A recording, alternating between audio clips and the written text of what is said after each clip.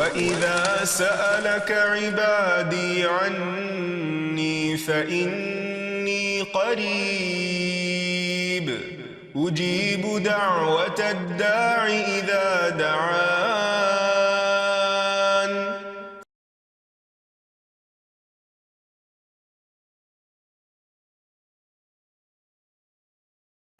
نحمده ونصلي على رسوله الكريم اما بعد فاعوذ بالله من الشيطان الرجيم بسم الله الرحمن الرحيم رب اشرح لي صدري ويسر لي امري واحلل عقدة من لساني يفقهوا قولي۔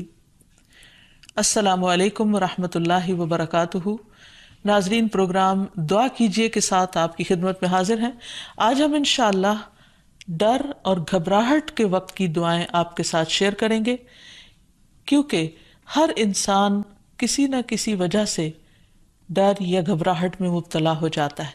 ویسے بھی اللہ سبحانہ وتعالیٰ نے فرمایا ہے وَلَنَبْلُوَنَّكُمْ بِشَيْءٍ مِّنَ الْخَوْفِ وَالْجُوعِ وَنَقْصٍ مِّنَ الْأَمْوَالِ وَالْأَنفُسِ وَالثَّمَرَاتِ وَبَشِّرِ الصَّابِرِينَ الَّذِينَ إِذَا أَصَابَتْهُمْ مُصِيبَةٌ قَالُوا إِنَّا لِلَّهِ وَإِنَّا إِلَيْهِ رَاجِعُونَ۔ وَلَنَبْلُوَنَّكُمْ، اور البتہ ہم ضرور آزمائش کریں گے تمہاری، ضرور آزمائیں گے تم کو، بِشَيْءٍ، ساتھ کسی بھی چیز کے، من الخوف، خوف میں سے، تو سب سے پہلے خوف کا ذکر کیا گیا، والجوع، اور بھوک، ونقص من الاموال، اور مالوں کی کمی، والانفس، جانوں کی، والثمرات، اور پھلوں کی، وبشر الصابرین، اور خوشخبری دے دو صبر کرنے والوں کو۔ کون ہے وہ کہ جب انہیں کوئی مصیبت آتی ہے تو وہ کہتے ہیں انا للہ و انا الیہ راجعون، بے شک ہم اللہ کے لیے ہیں اور اللہ ہی کی طرف پلٹ کر جانے والے ہیں۔ اولئک علیہم صلوات من ربہم ورحمہ، ایسے لوگوں پر اپنے رب کی طرف سے نوازشیں ہیں اور رحمت ہے۔ وَأُولَئِكَ هُمُ الْمُهْتَدُونَ، اور یہی سیدھی راہ پر ہے، ہدایت یافتہ ہے۔ تو اس لیے بہت ضروری ہے کہ ہم خوف اور غم اور گھبراہٹ اور تکلیف اور پریشانی کے موقع پر وہ کام کریں جو ہمارے رب کو پسند ہے، تاکہ ہم صحیح راہ پر ہوں۔ اور صحیح راہ پر چلنے کا فائدہ یہ ہے کہ انسان قیامت کے دن اپنے رب سے جا ملاقات کرے گا، اس حال میں کہ رب اس سے راضی ہوگا اور وہ رب سے راضی ہوگا۔ اس سے بڑی انسان کی سعادت اور کیا ہو سکتی۔ تو پھر ہونا کیا چاہیے؟ یہ کہ انسان ڈر اور گھبراہٹ میں اللہ تعالیٰ کی طرف رجوع کرے۔ اللہ تعالیٰ کی طرف اس لیے رجوع کرے کہ پوری کائنات اسی سے سوال کر رہی ہے، اسی کی طرف رجوع کرتی ہے۔ قرآن مجید میں آتا ہے یسألہ من فی السماوات والارض، اسی کے آگے ہاتھ پھیلائے ہوئے ہیں، اسی سے سوال کرتے ہیں وہ سب جو آسمانوں میں اور جو زمین میں ہے۔ یعنی ساری مخلوق اپنے رب کی طرف رجوع کرتی ہے ہر ضرورت میں۔ جیسے ایک موقع پر ایک حضرت سلیمان علیہ السلام نے ایک چیونٹی کو دیکھا کہ وہ ہاتھ اٹھائے آسمان کی طرف دعا کر رہی تھی بارش کے لیے۔ تو ساری مخلوق اپنی ضرورت اپنے رب سے ہی مانگتی ہے۔ تو انسان کو بھی چاہیے کہ وہ غیروں کی طرف نظر اٹھا کے نہ دیکھے، صرف اپنے رب کی طرف نظر اٹھائے اور اسی سے مانگے اور اسی سے فریاد کرے۔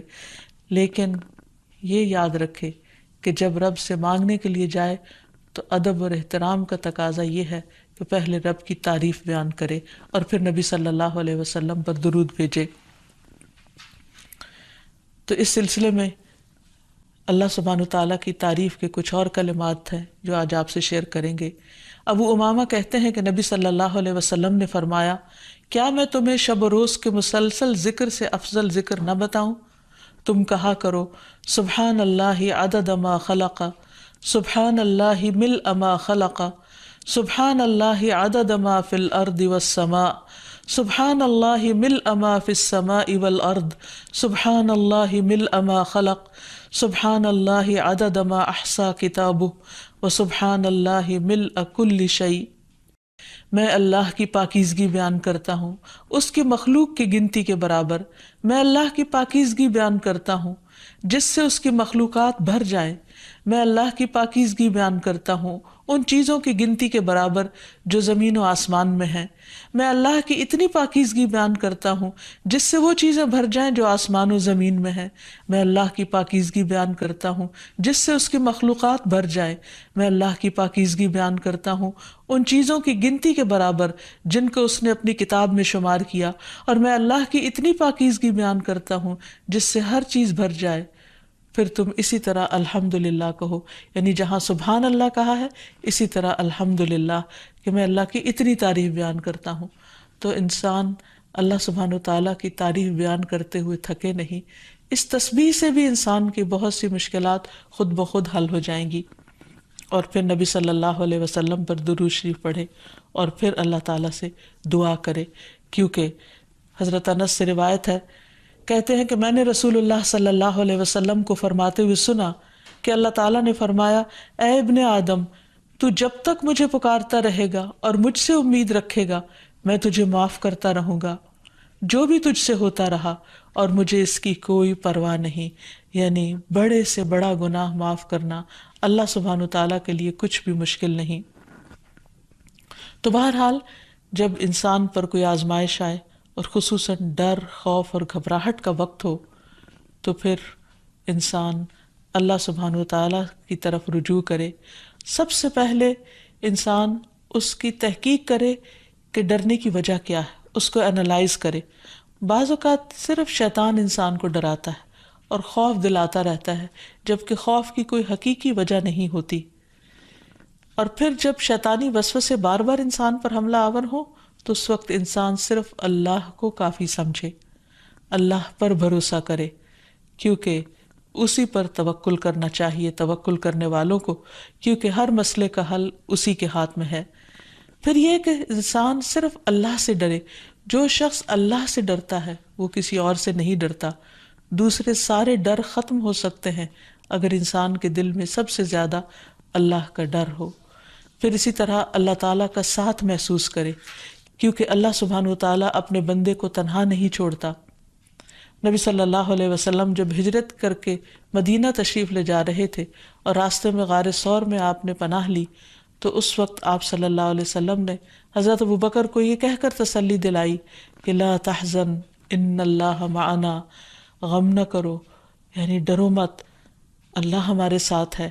تو جب انسان یہ سوچ لیتا ہے کہ اللہ ہمارے ساتھ ہے تو خود بخود وہ مطمئن ہو جاتا ہے کہ مجھے اگر اللہ کی مدد حاصل ہوگی تو کوئی میرا بال بھی بیکا نہیں کر سکتا.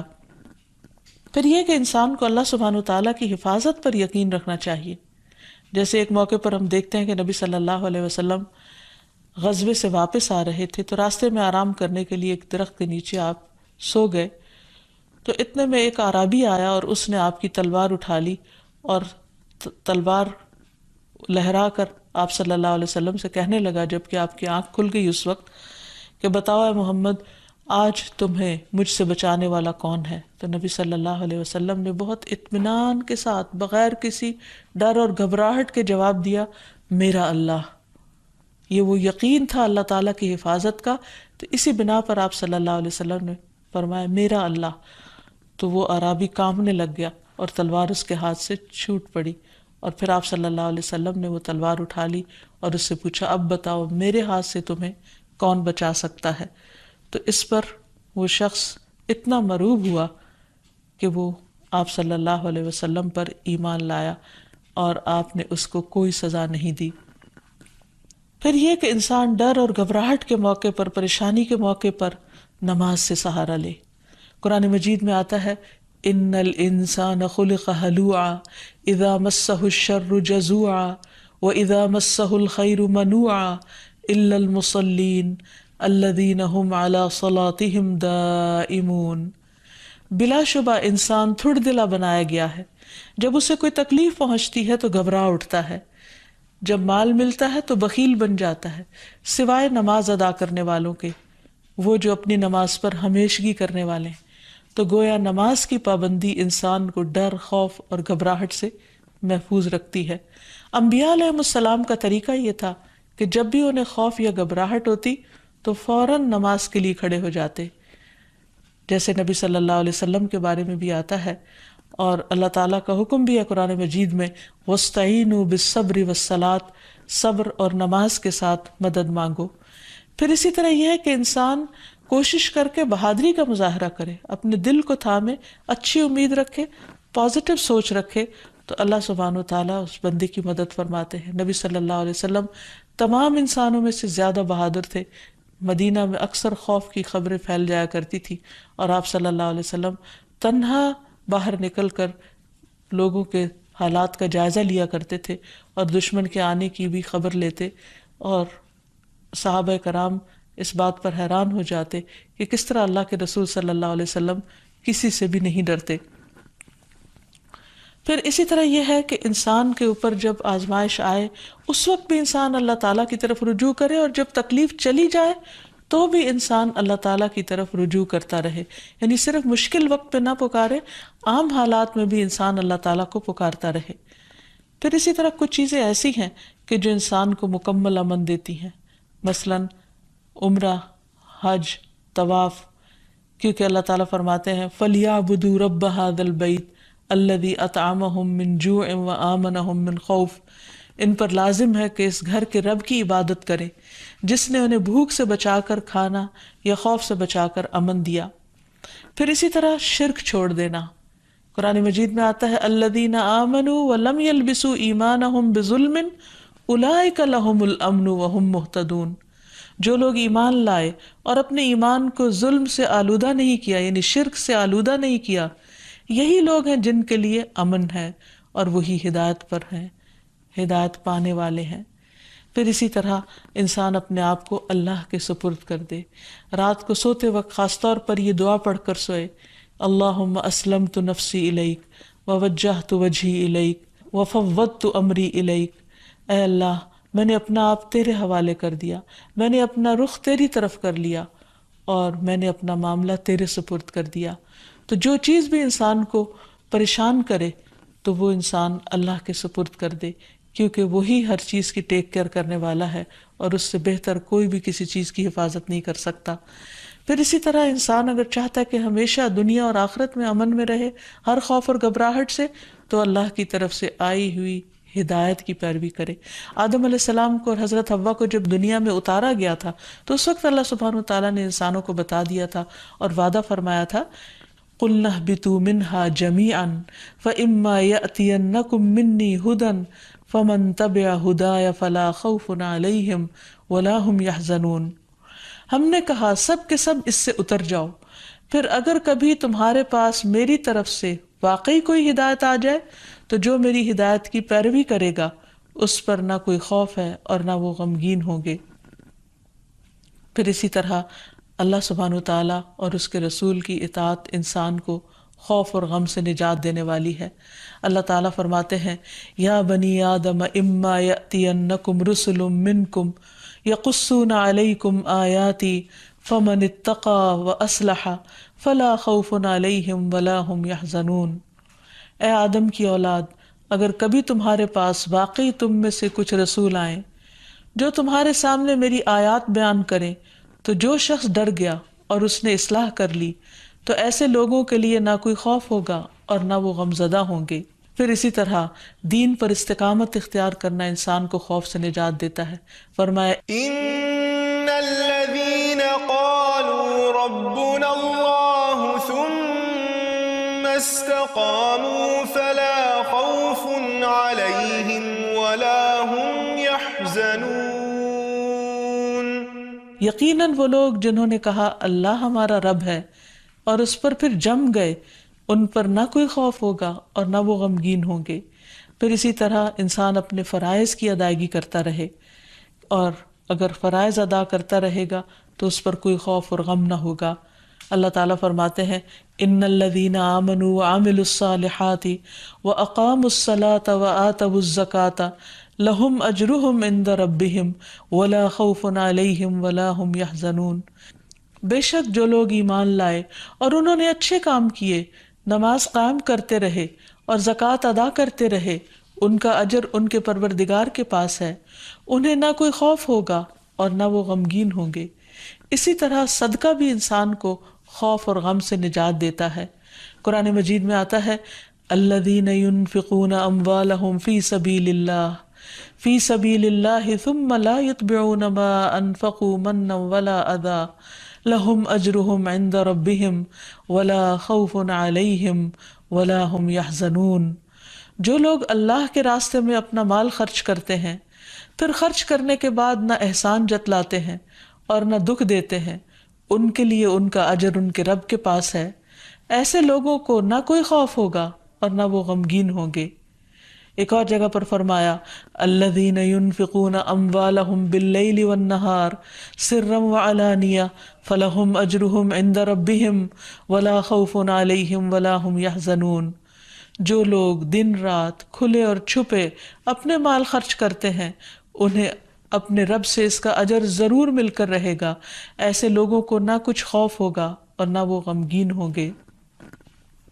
اور اب کچھ دعائیں اور تسبیحات جو انسان کو خوف سے نجات دیتی ہیں، غم سے نجات دیتی ہیں۔ سب سے پہلے تو رسول اللہ صلی اللہ علیہ وسلم کی ایک حدیث کہ آپ نے فرمایا جو رات سے خوف آئے کہ وہ اسے پریشان کرے گی، کچھ لوگوں کو اندھیرے سے ڈر لگتا ہے، یا مال کے ساتھ بخل کرے کہ وہ خرچ ہو جائے گا، یعنی کسی کو کچھ دیتے ہوئے اس کے دل میں گھبراہٹ ہوتی ہے، یا دشمن کے ساتھ بزدلی کرے کہ وہ اسے قتل کر دے گا، یعنی دشمن کا خوف ہو جان سے جانے کا، تو اسے چاہیے کہ وہ اس قول کی کثرت کر دے سبحان اللہ و بحمدہ، سبحان اللہ و بحمدہ، سبحان اللہ و بحمدہ۔ اللہ پاک ہے اور اسی کی تعریف ہے، کیونکہ یہ اللہ کے نزدیک سونے کا پہاڑ اللہ کے راستے میں خرچ کرنے سے زیادہ محبوب ہے۔ یعنی اتنی قیمتی تسبیح ہے کہ اگر ایک انسان اللہ کے راستے میں ایک پہاڑ صدقہ کرے تو اس سے بھی زیادہ اس تسبیح کا فائدہ اور اثر ہوگا۔ کتنے مختصر سے کلمات ہیں جن میں اللہ تعالیٰ کی حمد و ثنا بیان ہوئی ہے، یعنی انسان اس وقت تک ذکر اور ورد کرتا رہے جب تک کہ اس کا دل سکون میں نہ آ جائے۔ ایک اور روایت میں آتا ہے، عبداللہ ابن عمرو رضی اللہ عنہ روایت کرتے ہیں کہ رسول اللہ صلی اللہ علیہ وسلم ڈر یا گھبراہٹ کے موقع پر انہیں یہ کلمات سکھایا کرتے تھے، اعوذ بکلمات اللہ التامۃ من غضبہ وشر عبادہ ومن ہمزات الشیاطین وان یحضرون۔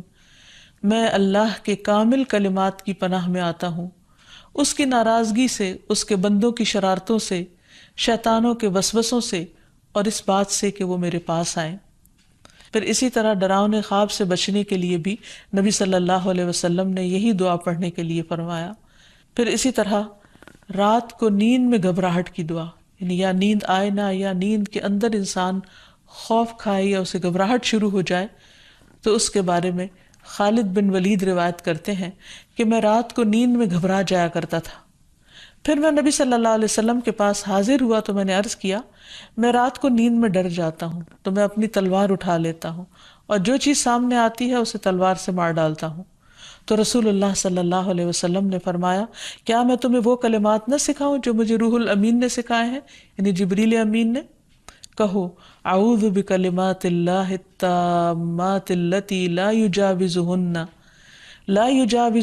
بر ولا فاجر من شر ما ينزل من السماء وما يعرج فيها ومن شر فتن الليل والنهار ومن كل طارق الا طارقا يترك بخير يا رحمن۔